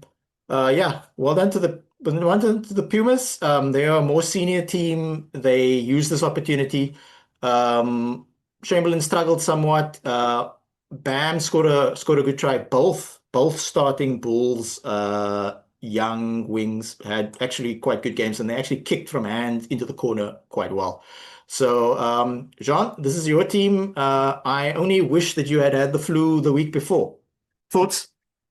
Yeah, look, I think one thing we have to bear in mind when we're talking about recovery from disease, these guys are perhaps the fittest athletes, and especially young guys, they're as fit as can be and as strong as can be. That absolutely does not matter to something like a virus. I've spent some time in the pathology industry, so a virus just doesn't care. Yeah, I think where the Bulls really felt it was in the intensity, not being able to keep that intensity up. And what we saw here is what I alluded to earlier, where if you don't get that front foot ball, if you are not receiving kickoffs, if you don't get to start play on your own terms, you really do suffer. And for the most part, the Pumas they were choking the Bulls out. If you don't have the ball, you don't get to play rugby. So you are retreating backwards, you are making tackle after tackle. And unfortunately, the Bulls thrive when they are marching one way. Viapia Cheetahs, most of the other teams are a bit better on the counter-attack, whereas the Bulls struggle on counter-attack. That's an area that we actually, I would say, we need to look at. We struggle when the pressure's on up front. But absolutely, I'm giving it to the Pumas for playing a hell of a game. They really fronted up. Whether or not they knew about the flu, it wouldn't have been easy putting the Bulls in a box and keeping the lid on them. And keeping them to 7 points. You've got Buta Chamberlain on 15. He can put a drop goal over from the halfway line. So, just being ferocious in defense. And then, you have to take every opportunity you get, using your forwards, using your backs extremely well. And I actually watched the majority of this game, and something that impressed me a lot was the way the Pumas stay connected in defense, especially in the 22. So there's, one guy goes low, one guy goes high, and that really counters the physicality of the Bulls. But they don't, not all of them complete the tackle. So the guy going low will complete the tackle. The guy going high, as soon as that player drops, he breaks his bind and steps back and just remains in the line. So their line was just incredibly good on defense. Will they be able to replicate this effort next week? Is another question. But fantastic game for the Pumas. They absolutely deserve the win. And it's understandable from the Bulls. But on the other hand, it is also sort of sad. But we want to take the health and welfare of our players into account. So, taking into consideration, they probably couldn't train to as high a standard, and being on the recovery from the flu is not always smooth sailing. Exactly, we're all human. Shout out to Sango Kamlasha. He had another really good game at number 13. And yeah, I thought maybe the Lions and the Bulls might go the 7-week, 7-game and 7-week regular season. One of them might go unbeaten. The only game I thought one of them might lose is to one another. But I really enjoy the fact that there seems to be parity over these over these 3 rounds of Currie Cup. Yeah, so we move swiftly on to the Sharks and the Cheetahs playing at Sugar Ray Hulu Stadium in Claremont, Durban. Wikipedia says the capacity of the stadium is 6,500. I doubt that from what I've seen, but I'll have to look into it a bit closer. So unfortunately, the Sharks lost again. Cheetahs didn't look great. It was, if you're a Sharks fan and Cheetahs fan, you would have enjoyed this. I don't know if it's the best game for the neutral. Overall, Sharks put out a slightly more senior team and they controlled the game a little better. Again, the front row forwards, I was saying this when we did the Currie Cup preview game before there were any games played, that if you're going out with such a young front row forwards, you're going to get chewed up. And then on top of it, the Sharks started with another bunch of front row forwards on the bench. So this guy's 20, this guy's 20, and this guy played for Van der Heever played for Stellenbosch in 2017, and we can't find any data on exactly how old he is. So that's one senior front row forward on the bench, and then starting Lee Marvin Mazibuko for Mastoma. Recently returned from France after one season in France. He's 27, a 20-year-old and a 20-year-old. So there's a lot of potential in the Sharks team, but again, somewhat disappointed in Corneral. I rate this kid. He is 23 years old. He is huge, but again, ill discipline and technical issue. Matt Romano looked pretty solid. Nick Hatton, okay game. Tino, okay game, better than last week. Bradley Davids is growing as a player, still quite young. We shouldn't expect too much from him, but yeah, he really broke through last Currie Cup and he's a different person now. So it's nice to see some positive development. Under 20 superstar Moyo had a solid game. Look, you can only do the best you can with the conditions. So he didn't have necessarily a bad game. Definitely didn't have a bad game, but didn't have a great game either. But he had some very good moments. The thing is that this is a young guy not really in a team that's moving forward, more making the best of a bad situation. The Sharks did go with João Penque, senior player, had a solid game. Cops a lot of flack for maybe not playing too well at the URC level, but we need more guys like this in the Currie Cup system. Your Currie Cup team, if you're going to really actually try and win it, needs to be 2/3 senior guys, 1/3 junior guys. But if your team composition isn't to that extent, then we understand. Potgieter out the whole season, hasn't played for the Sharks in almost, just more than a year now. Usually on the wing, but can play inside center. We obviously recruited him from the Bulls, also former under-20 star, or just player. Nice to see him. He had a solid game at inside center. Been waiting for Diego Paulus to play. Haven't seen he played one EPCR game. Shout out to Sobatle, who got player of the match just in a losing effort in this game. We recently brought him back from the Pumas. He was at the Shark system and he went to the Pumas for 2-3 years. And yeah, shout out to him. Excellent player. Jaco Williams actually played quite well from fullback, even better than wing. Losing effort, but let me again, extremely young bench from the Sharks. Last thing I'll say is Coetzee Leroux, big guy, explosive, made a great impact off the bench. Awesome mullet. Willem van der Heever, also awesome mullet. And if you watch the rap podcast where the URC Rewind used to be on, and if you watch the URC Rewind on Global Gain Lines, like and subscribe, you'll understand why we always highlight players with mullets. All right. So because this was my team, the Sharks, losing in Durban to the Cheetahs, and we do not have any Cheetahs supporters on the panel, I will go to who should I go to?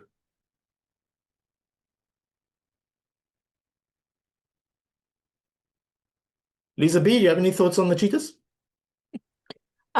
In all honesty, I did not watch this game, and looking at the score, I'm not sorry that I didn't watch the game. As you said, I don't think I would have enjoyed it. So sorry, can't help you. Nkosi, any thoughts on my team losing a third time? I'd like to say the horrors persist, but so do I. I think they showed better fight than the last two games. They definitely were up for it. They just couldn't get over the line. I think they played much better. I liked Mabasere and Pentler. For some other reason, it seems like every time one of the younger guys made mistakes, they were the one that kind of went to them and kind of like, you don't worry, you made a mistake, let's move on. I thought that kind of helped them. Another thing, Vusu Moya, he looks very confident for someone that just came in. Like, he's very, very confident. It seems like he is not bothered at all by being the Sharks number 10. And I actually have a question for you. Between Kunene and Williams, which one would you put on 15? Williams had a really good game, but I do rate Kunene. Kunene was in the stands, so I don't know if he was injured or not. Kunene broke through last season. He got given 2 opportunities in the Challenge Cup and didn't necessarily play too well, but still very young player, so I'm not writing him off. If I had to choose, I'd say Kunene, despite the fact that Williams played really well in this game in these conditions. So yeah, a big fan of Hakeem Kunene, but it's nice to also have. I think maybe at the Shark system we have too many young players pushing through, and then on top of it, we let go of like a lot of senior front row forwards, such as Dan Jooste, such as Kieran van Vuren, that type of thing. So that leaves you vulnerable when you play against Ooms and grizzled veterans who played 10, 11 games in the SA Cup. Had some sort of friendly games and that type of thing. So teams such as good non-union, non-franchise teams such as Pumas, Griquas, Boland will expose you. And so we'll move swiftly on to the next fixture, the final fixture of this past weekend. And again, I watched this game on television and it was amazing. Yes, it's a narrow scoreline, but it was much closer than you would expect. Lisa B, this is your team. Give us your thoughts. I'm going to redub Boland to the Cavaliers of Chaos. Um, I this was a chaotic game, even more so than last week's. But it's like Boland, it's like they're hanging on by their fingers, and then all of a sudden the magic just happens out of nowhere. It makes for such an exciting game. Also playing against the Lions with the running style of rugby, thoroughly enjoyed it. As you said, great game. For the Lions, very interesting to see how many of their players are actually from the Western Cape. Jaco Visagie grew up in Paarl, if I have it right. He's a great captain, as Jean was talking about earlier. And I think he really has that kind of grounding presence, as he said, for Lions. And also kind of sad, but also happy for Angelo Davids that he's getting playtime. He deserves it. And if the Lions are going to treat him well, then I'm happy. Also, Kate Volander, just the impact he had on that game. Sorry for his yellow card. Or was it him? No, Nico sorry, Steyn, Nico yeah, Steyn. yeah. Sorry, Nico. confusing the two, yeah. Yeah, but Kate Volland into everything. Then for Boland, sorry that Sibusiso Sangweni got injured last week against the Griquas. He broke his leg actually. So we're back to Thurlow Marsh at number 8, but I know, or I suspect he's kind of trying to maybe widen down his rugby career, which is why he's not captain this year. But he's also like that grounding presence for Boerland. So if he's on the field, we stack up much better. Our scrums greatly improved from last week's. The lineouts in this game was something crazy. I don't know. I'd love to hear maybe Jean or somebody who has more kind of technical insight. It felt like the Lions were trying to throw to Boerland and Boerland were trying to throw to the Lions. It was a mess. So definitely lots of, from both teams, lots of mistakes, not very clean, but I also that's kind of where Boerland is thriving, making it as messy as possible and kind of just frustrating the team into giving up their position. And if we are talking mullets, shout out to Lawrence Victor coming off the bench and also having a really nice impact. Yeah. Yeah, I think we should highlight because Boland won this game, and because the Lions are a URC franchise, I think we should highlight the fact that Boland actually won this game. It wasn't Lions losing it per se, although Lions had issues in terms of their execution. It rained a lot on Saturday, so and then it was basically a storm on Saturday, and then Sunday was a lot more calmer, so no rain but low temperatures, and that sort of tore up the pitch a lot. So that affected the scrums, but it also affected the Lions' ability to play their game of really throwing the ball around. But shout out to Sydney Tobias, who came off in the second half but got player of the match. Lou Schroeder, he recently played for Bath, obviously former VP with Stormers and Shark. So he recently came off a season for Bath where they won the Challenge Cup final, they won the Gallagher Premiership, and they won the Premiership Cup. So good for him. And what's interesting is that Louis Schroeder, last season, I'm watching him play for Bath. He's basically just there to play the lesser games and or major games, the last 10 minutes to control the games. Very similar to how the Sharks used Cam Wright last season. But Louis Schroeder, it shows that he's used to a very high level of rugby because he looked really in control in this game. He did make one mistake with the ball turnover, but we're all human. Yes, Boland inside center, excellent work. Boland and Western Province have a lot of sevens players in their mix. Why? Because if the sevens players aren't playing sevens or they're just in the fringes of the team, they can sign a dual contract to play for those two teams.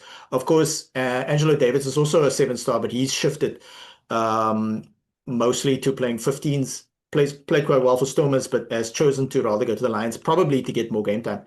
And even the players on the bench, yes, I concur in terms of the lineups. The lineups were really crazy, but like going into this game, if you were watching, reading up even on Rugby 365, shout out Jan de Koning, they were picking the lines by 14. So shout outs to Boland for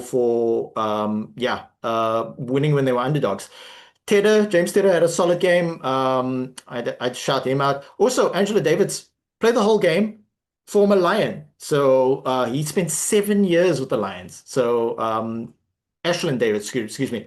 So good for him. DeAndre de Westhuizen, I remember him playing for the Bulls and Southern Kings in Super Rugby. So yeah, good victory. So just to jump on to Lisa's question about the lineouts. Mhm. So the rule of thumb that I've picked up is the hooker is only responsible for if the ball goes skew Mhm. or if the ball goes way too high. Normally, if the lineout is a mess, then it's the trigger puller. So that would be your number 4, your number 5 lock. In South African setups, we typically use the 5 as a lineout guy and the 4 as the enforcer. Other countries sometimes do it the other way around. But yeah, so your lock in the line out would be your trigger puller. So he would be the guy giving the timing, and the hooker sort of bases his throw on the phase of are they jumping, are they not jumping? Because what you're trying to do is you're trying to get the ball to its apex or the catch point right when he reaches it. So there's as little time as possible for the opposition to line up to where you're jumping and reach the height where you're jumping. That's just the rule of thumb I use. There's probably some guys that would be able to give you a much better technical breakdown. But from what I've picked up, and I'll give you a simple example. When we lost our number 5 in the second game against Italy, and what's his name now? But when he went off, the shift in the line out was quite apparent. I know he plays for the Stormers, but I just really can't remember his name now. But yeah, so the shift was really apparent because suddenly the line out wasn't as dominant as it used to be. So yeah, just from a technical standpoint, if the ball is not being caught or it's not going where it's supposed to, it's on the jumper side is the error. The only real error that the hooker can make is either he's not compensating for the wind or he's not throwing straight. Everything else is sort of the jumper's prerogative because for the hooker, it's I have a set trigger. Let's say you jump once and then when your feet land, I'm going to throw again. And that's my cue. I throw regardless of what else is happening. So if you then are half a second too slow, half a second too fast, that's sort of you're messing up, but the hooker looks bad because the ball is not being caught. So Yeah, that does tend to happen because the Lions have Roots, but they also got Shoblom, which they recently signed from Griquas, very very promising player. And they Sasaki, just a moment on Jakub Sasaki. At the end of the game, he did say he is from the Boland. You correctly, Zabi, he's actually from Paul, so he's from that region. He was actually smiling at the end of the game, despite the fact that they lost. For Saki, if you look at his Wikipedia, he's been everywhere. He's been to multiple European teams. I remember him playing for the Bulls, so extremely experienced guy, great guy to have in the system. Also very good. He's not just a good Currie Cup player; he's a very good URC player for the Lions. So you're completely correct in that respect. And even though the Lions lost, I do need to shout out some of their players. I still need to find out if Luca Ribbons is related to Dave Ribbons, South African who played for England. Renzo Du Plessis, highly rated player. He is a good player. Unfortunately, he didn't have the best impact off the bench, but we're all human. Bronson Mills, got a couple of games in the URC, EPCR season, very young, inside center, not the biggest guy, but you don't need to be the biggest guy so long as you can front up. It affected a good turnover, so good for him. For two former Sharks in the Lions setup, Franco Marais, met him once at the Shark Supporters Club. Very pleasant guy. Jean Schoeman, older brother of the Scottish prop P.S. Schoeman. Again, WJ Steenkamp, solid player, came over from the Bulls. Koma, very physical guy, had a solid game. Despite losing, the Lions were pretty much in it. Also, what we need to touch on before we move on from this is that the Boland had the game won, and they continued to attack even though there was a risk of them turning the ball over because they were fighting for the bonus point win so they can get a full 4-try bonus point, five points from this game. And that shows incredible attitude from Boland. So I am incredibly impressed with Boland. Effectively, I read up about them this week. They're on the track to being the Stellenbosch rugby team because they've got very strong roots with Stellenbosch. I'm going to shoot to Thembi Nkosi here for final thoughts on this game. I actually quite enjoyed this game. Very impressed by Boland, especially Tobias. I think that man was just running lines and offloading, and I was like, what? I think he played a really good game. From a Lions perspective, I think it's the same thing that kind of happened with the Bulls. They kind of never got over the game line. They never got the front football that they wanted. And shout out to actually Boland because the scramble defense was quite good. They won a lot of turnovers because on the Lions balls. So I think that's one of the reasons that the Lions were never able to actually play how they wanted to play. And when Nico Steyn got that yellow card, I was like, okay. And Cape Bolicha was the one playing the 9. Something was wrong there. Like the connection from the Lions side was not as solid. But when Nico came back, I think everything went well, and especially Lombard was good in this game. A person that I also want to highlight that didn't do much, but he had a few breaks is the wing. Is it Peku? Like Haley Peku. I think he had a decent game, especially since we just lost Pandermeva, so it's kind of wondering who is gonna be. Is it gonna be who's this? Is it gonna be Creel and Anto Davis? Who's gonna be the other wing? I think he put up his hand. Not a good game, but not that bad, especially because they were under pressure. I felt like Boland kind of took them on the game line. Every time the Lions tried to do something, they were kept pushing back, and that led to turnovers. If it wasn't turnovers, it led to penalties. And I think that's where they lost the game. But not to take it away from Boland, they were absolutely amazing. Yeah, I think you raise a good point there. Kelly Peku has been in the Lions system for a while, and in a losing effort, he actually stood out. Nico Steyn as a player I rate. How old is he, by the way? He gets a lot of 21. criticism in our comment section with Lions supporters saying he's shit, but I think he's pretty good. And the Sharks were looking to bring in Nico Steyn's only 23. Guys, calm down. Um, Writing players off at that age annoys me to no end. I've seen him have good games. Did he have a poor game this afternoon? Absolutely he did, but we move on. You're completely right. When Steyn went off, Volata was sort of subbing in, and instead of them bringing a scrum half on, Volata was the one throwing the ball getting the ball at the rucks and stuff instead of one of the wings, and it did absolutely disrupt their system. All right, guys, we have to move on swiftly. So those are all the games we needed to cover. We'll look at the log for a moment. Thembi Nkosi, any thoughts on the log? I'm kind of happy with how it played out, especially because now the 4 franchises, like the 4 big unions, kind of lost the match. It's like everyone kind of lost the match now. So we get the vibe that anyone can beat anyone on their day. So it's still open to who anyone can win this Currie Cup. So I kind of like that vibe. And that's the one thing I like about it. Yeah, did I hear you say anybody can beat the Sharks and Western Province? Yeah, that sounds right.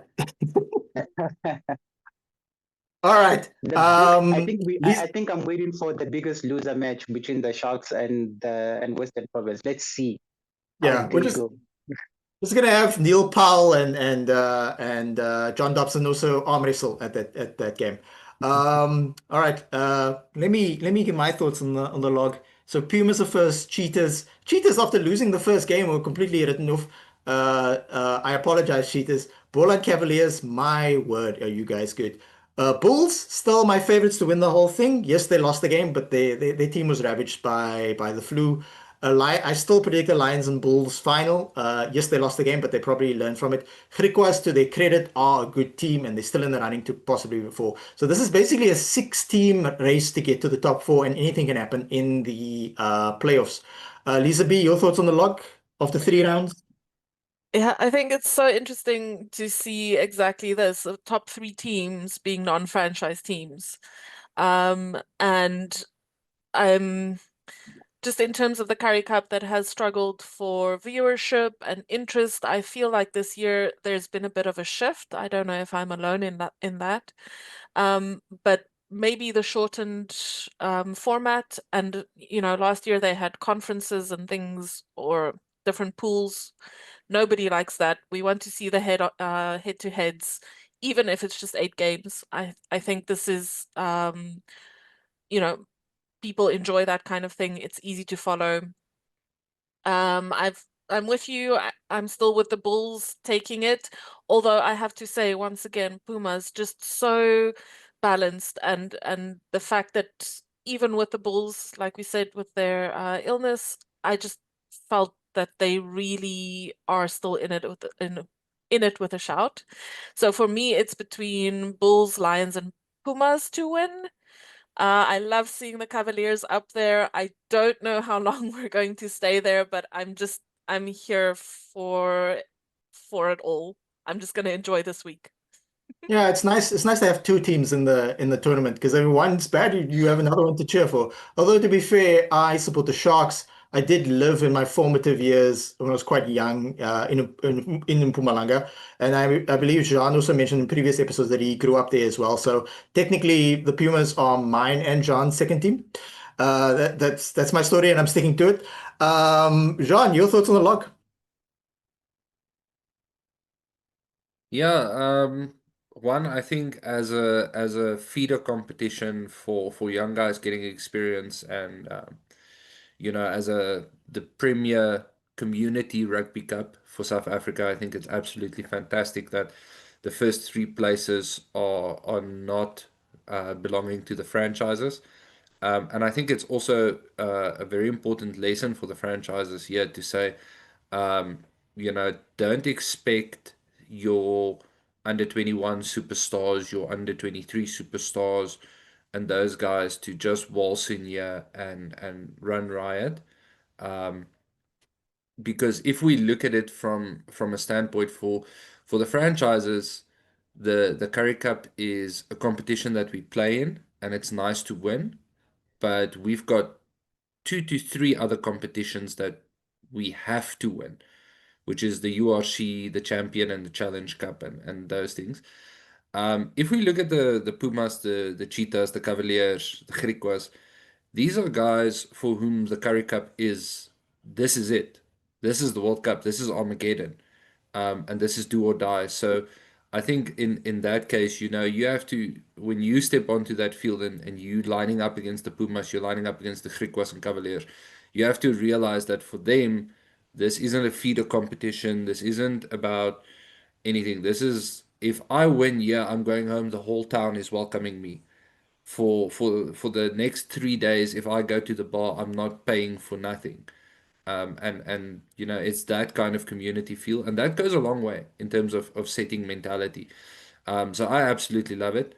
I do think that the top 6 teams right now are not on equal footing, but it's a very extended Mexican standoff about what happens. And I'll say this, by the end of round 5, I think we're going to have our 4 teams who are taking the lead and 2 teams who have a shot. Excellent.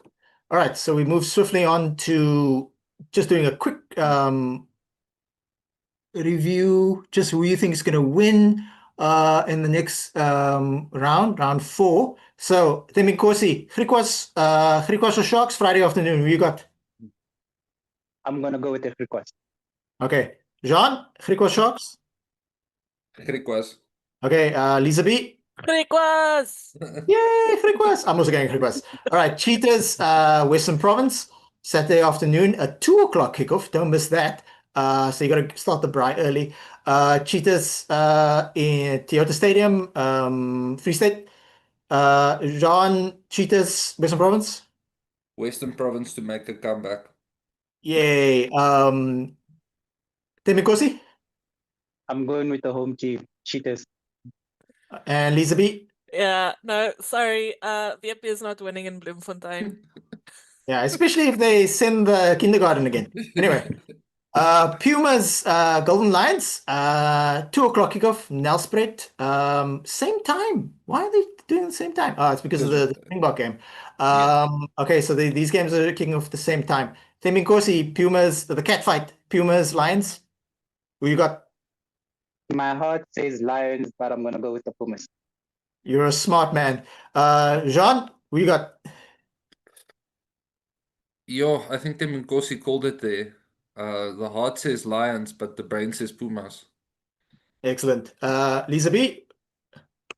I don't know. I'm not so sure, guys. Even though I've been singing Puma's praises, Lions will want to get back into it next week. I know they're in Nelspruit, in the beautiful Mbombela Stadium. I'm gonna say Lions edging it, just to be different. Nice, nice. Just remember if you do any bets on Lisa B's predictions, she's not responsible. All right. And then the Sunday ends again with a Boland Cavaliers game in Boland. It's Boland versus Bulls. Maybe you'll get some content of me and Lisa B being there. I can't promise anything. Again, Tembin Kosi, you got a spirited Boland Cavaliers or a Bulls team full of really, really good players? To make the competition interesting, I would like the Cavalier to win, but I feel like the Bulls will learn their lesson from last week. I mean, from this week. Yeah, it really depends on who the Bulls actually put out. If they get all those senior oaks back, I mean, it takes you longer than 2 weeks to recover from flu, so we'll see what happens. Jean, we got. I'm gonna go with the Bulls. I'm gonna back my team. Yeah. However, if that team sheet comes out and it's looking like a high school yearbook, I will be missing the next episode. Yeah. If the forwards on the bench have pimples, you're in trouble. Lisa B, your team versus the Bulls. I am backing the Cavaliers, but I know, like you said, it's going to depend which team is coming, right? If the starters are fit and well, we're going to have a trouble with the scrum and the forwards. You know, it's not been our strong point even in today's game. But I'm backing Cavaliers all the way. Don't bet on my predictions, please. I actually have a funny story about betting. Yeah. A friend of mine went fishing with his father-in-law um, around during the 2015 Rugby World Cup, and he was like, for shits and giggles, he's going to put 150 rand on Japan to beat the Springboks. And his father-in-law was like, "What's wrong with you? You could have bought a bottle of brandy with that money. Why? Why?" And then, they're at the dam, they're not watching the game, and the next morning they drive into town, and he doesn't go to the shop or anything where he plays the bet because he's expecting the Bulls to have won, and they stop for breakfast, the Boks to have won, stop for breakfast, and they see like the highlight reel, and he's like, "What the hell?" So he ended up winning a decent chunk of money. And he gave his father-in-law the bottle of brandy, and he said, "Here's your bottle of brandy for $150. I'll take the rest, thank you." But it was like it was a complete joke. He put the 150 on Japan as a joke, and then he ended up winning. Yeah. So punters out there, yeah. Personally, I wouldn't sports bet because statistically, it's unlikely to win. But yeah, give it a go. All right, guys. Excellent first episode. Excellent first episode with a full panel from myself, Thimbing Kosi, Lisa B, and Jean. Until next time. Goodbye.